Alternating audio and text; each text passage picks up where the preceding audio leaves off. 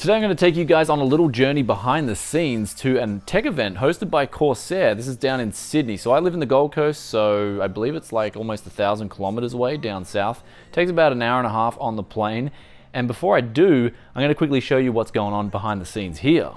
So we recently just finished doing the APU review for the 2200G and the 2400G. They were nice little solutions for the money, and you guys wanted to see how high these things could overclock. So now I've got the 2200G on the test bench. It's got the Freezer 33 from Arctic. This is a really good budget cooler. I tested this against a couple of other coolers in a comparison. I'll put the link for you guys if you want to see that.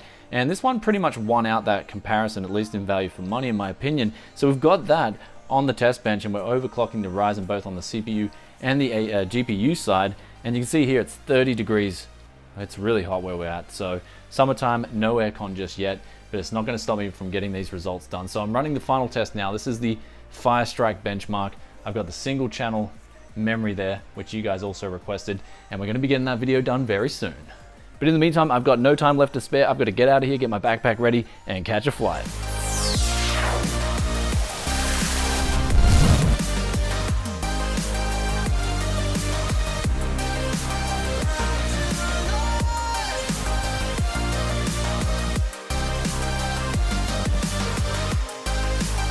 So I just got now into the Airbnb, and it's about an hour until the event begins, and for some reason in Melbourne and Sydney I always find Airbnbs are a lot cheaper than places like Agoda, for example. So this is awesome. I got this place for pretty cheap, but I'm going to head there now. And also I want to ask Corsair about the cryptocurrency mining and if that's affected them as a company. So twofold purpose for this event today, but let's head there, check out some new products, and then get an interview.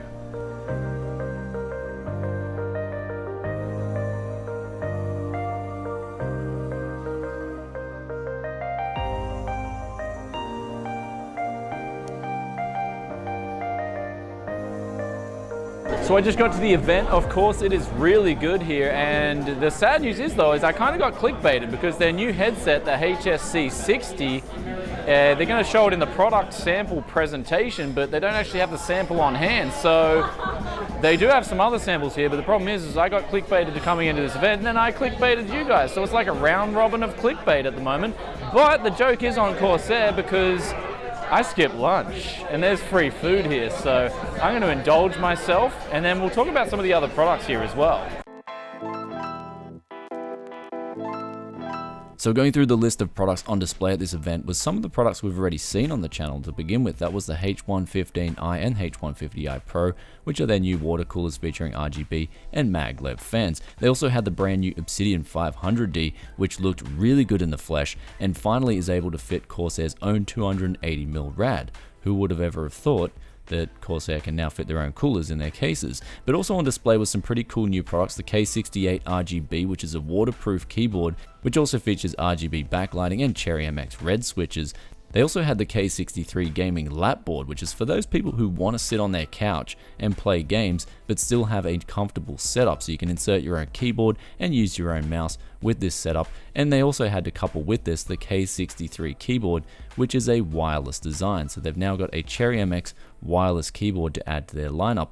Though also, if you guys like the Corsair T1 racing chair, but you thought it was too small, and you say for instance 6'4" or over, or you're just a really big guy in general, they now have the T2 Racing Road Warrior. So this accommodates people of a larger stature, and it sort of alleviates that problem that the T1 had, where it was for guys like me who are like 5'10". So great solution there for people who are bigger and want a bigger chair. But also besides that, they had the MM1000 mouse pad. You guys might have seen this at Computex last year when I did a video for Corsair. It was a concept that they had at the time where this mouse pad could wirelessly charge your phone via a technology called Qi charging. Now if your phone's older, or if it's just a budget option phone and doesn't support wireless charging, then they do have a USB attachment device that will then charge your phone once you plug that into the phone, and you'll then be able to wirelessly charge your phone just like if you had the technology to begin with. But they also had their Dark Core Pro RGB mouse as well. This mouse was the wireless mouse that'll be charged from the mouse pad too, but also it has the option to be wired. So this can go along with the MM1000 as a combo for wireless, and you don't have to worry about battery life too. And then lastly on display was the Spec Omega Alpha, their new case, which has tempered glass and also accompanying lighting at the front. They had this in 3 different flavors: black, silver, and red, 2 of which had red LED fans, and the other had white. That was the silver version. So now the event finished, it was awesome, and I am joined by the one, the only Chris Smithy Mayo here at the Corsair event, but there's some big tough questions. We looked at the products, they were nice. Everyone wants to know, is cryptocurrencies affecting Corsair as a company that makes cases, power supplies, and coolers? Because if people can't buy the brand new graphics cards, then how are they going to build a whole new PC? Isn't that sort of taking away from that ability to build that new PC? And is that affecting Corsair in any way? Yeah, I mean, if you're looking at power supplies, as far as most of Corsair's offerings, we're offering in the upper range. So we're offering things like the AX1600i Platinum that was just launched recently, really good quality. We're offering, a lot of the golds and above kind of levels. So, we're not seeing, I guess, too much of a dip because people are buying our power supplies no matter what because of the quality that they offer. So whether you're building, a crypto mining PC or whether you're building a PC triple SLI, whether it be a second-hand graphics card or a new one, often people are going for Corsair anyway because you get that reliability that you don't necessarily get with all the other brands. As far as all the other stuff goes, I work mainly in marketing, not so much in sales, but we don't see too much of a dip in everything else. Like you said, there's a lot of 580s that are sold out around the trap. Some retailers are telling me they're back ordered till all the way back into 2017, like mid to late 2017. But I think for us, we're selling on our Q and Link connectivity. We're selling a lot of our new fans, and we're putting a lot of performance stuff into like a H115i, a H150i. So we're still trying to innovate, and people are upgrading because of the innovations. Rather than us just providing these little iterations of 1% performance gains, it's more about how can we revolutionize the market through R&D and provide something that people want to buy no matter what. So basically it looks like Corsair as a company is positioned really to ride out a storm just for main PC builders who want to build a new PC and need everything else in between. Because you've got the other products there, the Qi charging mouse pads that are coming out, for example. You've got the laptop. There's a lot of other products that seem like they're balancing out. Plus you've got those power supplies, which I'm pretty sure those 1500 watts and even the 1600 watts, they'd be back ordered by now, right? Yeah, and look, Corsair's philosophy in the end is kind of R&D is greater than everything else. You've seen us bring out the first kind of mechanical keyboards back in 2014, with our partnership with Cherry. You've seen us work really hard on our Q and Link integration to be able to integrate your power supplies, your LED pump caps, and everything all into one system. And you've seen that with our Q, with the keyboard, mousepad headset, can be all synced up, all the lighting together, whether it's an equalizer or whether it's something just like a rainbow RGB vomit, So using like the words that you said, weathering through a storm, I think that in the end, Corsair's able to survive because of the really solid R&D and the really solid relationships we build with, not just our media, but also connecting with the gamers and the end users to ask them, hey, what do you guys actually want out of a product? All right, Mr. Mayo, thanks for coming out and taking your time out here to answer some questions here today. If you guys have any questions for Chris in the comments section, just ask away and he'll be sure to respond.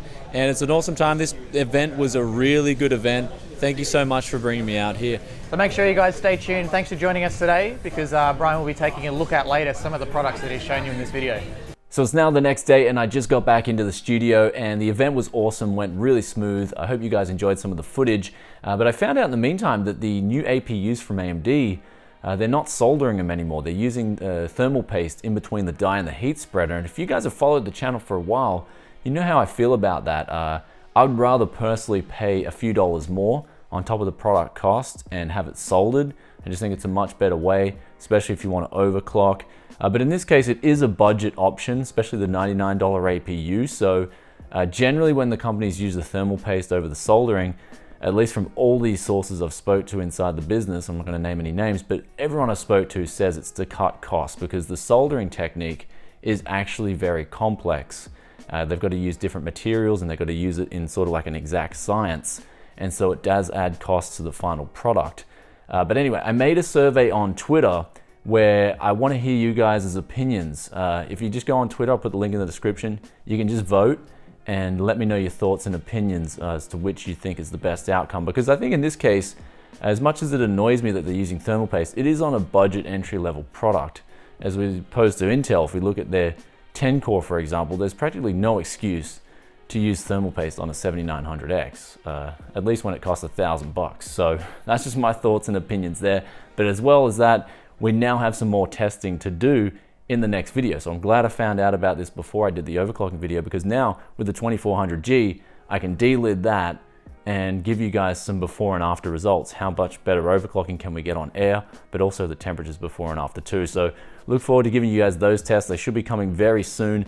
But also another thing on my mind as well was I spoke to a few other YouTubers down in Sydney, and there's this thing going around, like I had this happen to me last year, and now it's happening again to me. And it's where viewers just aren't getting my videos notified in their sub boxes. So I don't know what's going on there. It seems to only happen to channels that are under 1 million subscribers. So it's like, it's just a little bit unfair, because I'm trying so hard to get the channel up and to give you guys better content. But if people who sub to the channel can't even see my videos to begin with, then that's sort of like, it's just a real downer. Like, it makes me feel sad, because I'm just working my butt off here trying to get content out for you guys. And yeah, people aren't even seeing the vids. So if that's happening to you as well, let me know in the description below. But a solution for that in the meantime is, again, to head on to Twitter.